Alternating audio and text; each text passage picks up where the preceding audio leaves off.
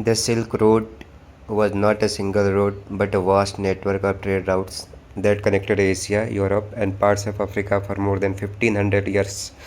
It stretched across deserts, mountains, rivers, and grassland, linking great civilizations such as China, India, Persia, Arabia, and the Roman Empire.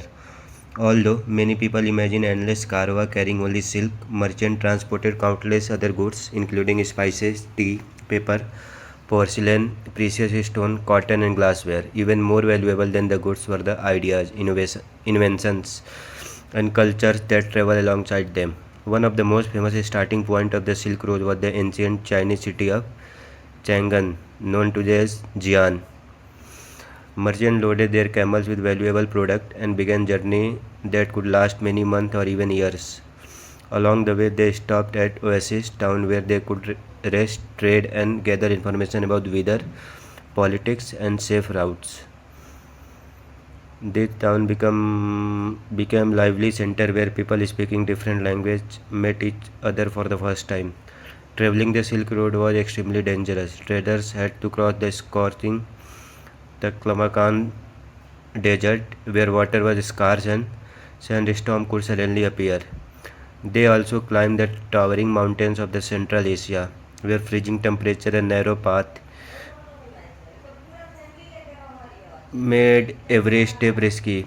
Bandits often waited for wealthy carva, hoping to steal expensive cargo. To reduce the danger, merchants usually traveled in large groups protected by guards. The Silk Road also helped spread important inventions. Paper first developed in China reached the Middle East and later Europe, making books easier to produce and helping knowledge spread more quickly. Gunpowder and the compass also traveled westward, changing warfare and navigation forever.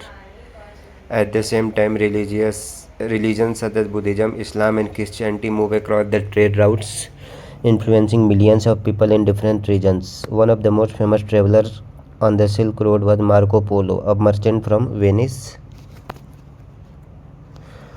In the 13th century, he journeyed across Asia and spent many years in the court of the Mongol ruler Kublai Khan. When Marco Polo returned to Europe, he described the wealth, cities, and customs of the East. Although some people doubted his story, many later proved to be surprisingly accurate. The importance of the Silk Road slowly declined after sea routes became faster and safer for international trade. Ships could carry much larger quantity of goods at a lower cost than camel caravan. Even so, the Silk Road left a lasting legacy. It connected distant civilizations, encouraged cooperation and curiosity, and allowed ideas to travel across continents. Historians often describe it as one of the greatest examples of cultural exchange in human history. Its story reminds us that learning from different cultures has always been one of humanity's greatest strengths, helping society grow, innovate, and understand one another better.